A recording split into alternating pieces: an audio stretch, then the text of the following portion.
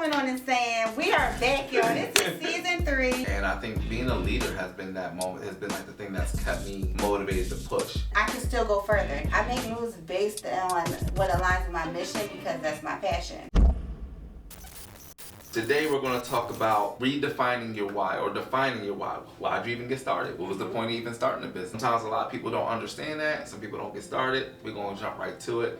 I'm your host, Gervais Nelson, CEO of VaseTime, as well as the founder of VaseTime Foundation, alongside my amazing co-host. Hey, I am Marie Rose, CEO of Rosebud Studios, and founder and president of Rose Petals to Success. So, question number 1, Marie, is if this venture that you're on took a decade to become what you envisioned, would your why still make the sacrifice worth it? Absolutely. So I feel like the vision took a decade.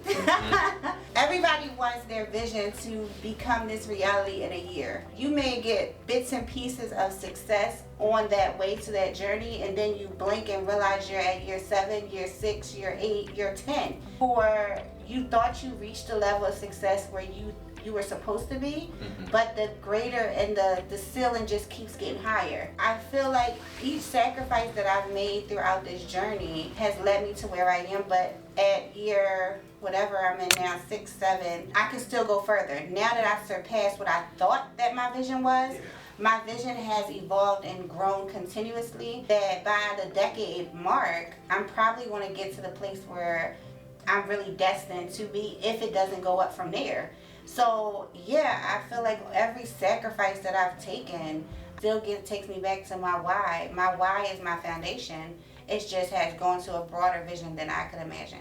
My vision has always been what the VaseTime Foundation has become. So I knew I had to start making a name, kind of building a reputation, start with VaseTime. Everything that I've done with VaseTime was really to build the reputation that I have for the VaseTime Foundation and that stability. So my why has always been community. It's always been children. It's always been taking those advancements and changing to give back. So everything that I've done with VaseTime, honestly, if you guys are with me from the beginning of when I said I wanted to do with VaseTime, it has been everything that I'm currently doing with the VaseTime Foundation. Question number 2, for new business owners around 0 to 4 years in the learning stage, what part of your original motivation has remained steady through your hardest moments so far? Being a leader in business, I think that has been like, in the beginning, I was always confident that I could lead, but when you're in business, especially like year 1, year 2, start hitting those rocky roads a little bit, you start to question yourself a little bit in the journey. And I think being a leader has been that moment, has been like the thing that's kept me motivated to push. When other people start looking at you for, advice, I know I can lead. And that has been the thing that has kept me so rock steady that any adversity that shows up, I know I can get through it through keeping a steady mind as an actual leader in business and like somebody in entrepreneurship that can figure out a way to get to the other side kind of thing.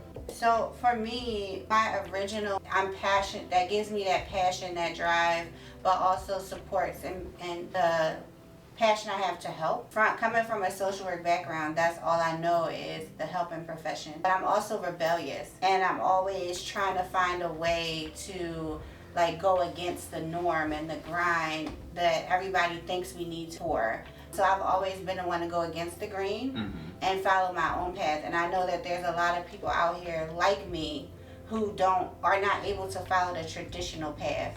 So I think my motivation has always been to try to identify the different, but still be that helping person. So I fought through all of the hardships that I've had in business because I didn't want to follow what everybody else, or the cookie cutter that everybody else had in their journey. I wanted to create my own. So when things got tough, it was only because I was creating a new path that nobody had been on yet. So question number 3, I guess I'll pose this for you. This is for the established business owners 5 years in, maybe a little more, maybe a lot more. As you consider scaling, Marie, or pivoting, is your expansion aligned with your mission or your market opportunity? I never make moves that are just based on the market. I make moves based on what aligns with my mission because that's my passion. So if I just follow the trends with the market, that's not me.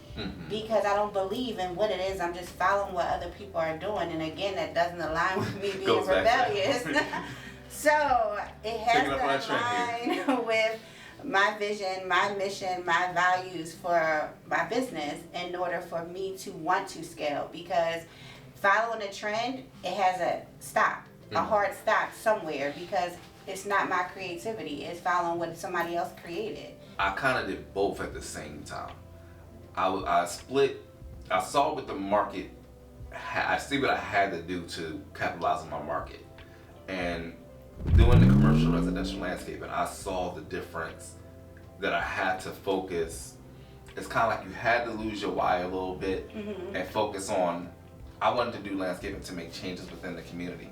But on a grander scale, the commercial made more sense in the market. So a lot of my why, a lot of base time got influenced by the market. A lot of, I guess that was the mission, a lot of the mission has gotten fully pushed into the foundation. So everything you see me doing with the foundation, from the community work and the different stuff like that, that is 1000% mission influence. So I'm able to do a lot of the stuff, and a lot of the money that I'm able to bring in from the market, I'm able to now funnel into the mission with the foundation. So let's do a personal insight question, a moment of reflection. What are you without the title, the revenue, and the recognition? And does that version of you still believe in what you're building? I would say I'm different. The person I was at 20, the person I was at 30, it was all about me. You know, I was kind of more self-centered, more focused on myself, and trying to focus more on how does this benefit me. And you know, it was about kind of like my own glory, my own benefits and stuff like that. Like basically I had the more ego driven. I mean, there's no nice way of saying it. More self-centric, especially at 40 plus. 40 plus, everything opposite that. Everything that I touch, I wanted to impact others.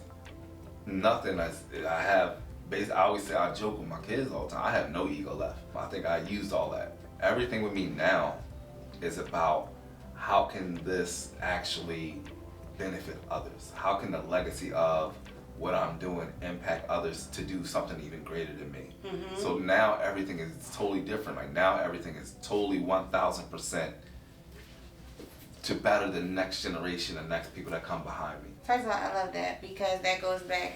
So now our answers are like aligned and keep going in order to back to the same thing. The person I am, number one, the person I was when I first started business was a hustler. Like I was just trying to figure it, like I was just going to keep moving. It didn't matter what I needed to do. It didn't matter if I was up 2 o'clock in the morning. It didn't matter if whatever time I needed to be up to get the work done, I was going to do it. If I could, before I even started business with working, I always pushed myself to be the best. Like at one point, I didn't know how to work one job and go to school. I never knew how to function with just one thing. But I realized that's busy work. Yeah. All you're doing is distracting yourself from whatever you don't want to deal with. When I look back at it, I realize I spent, oh my gosh, too many decades, right? Not wanting to learn me. I think that's what's important to me now. Like that's the difference of who I was and who I am, is that I was trying to escape from something that I may still not know what that was, but I wasn't trying to sit with myself and understand me. It's important. And the quirks within me and what makes me me. So even though you may be able to relate to all the information and you just love on us and all the things that we drop, we want to make sure that the information that we're providing goes directly or aligns with your business. So please feel free to schedule a one-on-one with myself or Gervais so that we can make sure the information is aligned with your business and your goals for your business. And whoever thought that we was going hot fooled you. We're here. Be sure you can follow us on the Instagram, executive insights_. Stay inspired, never stop creating. See y'all.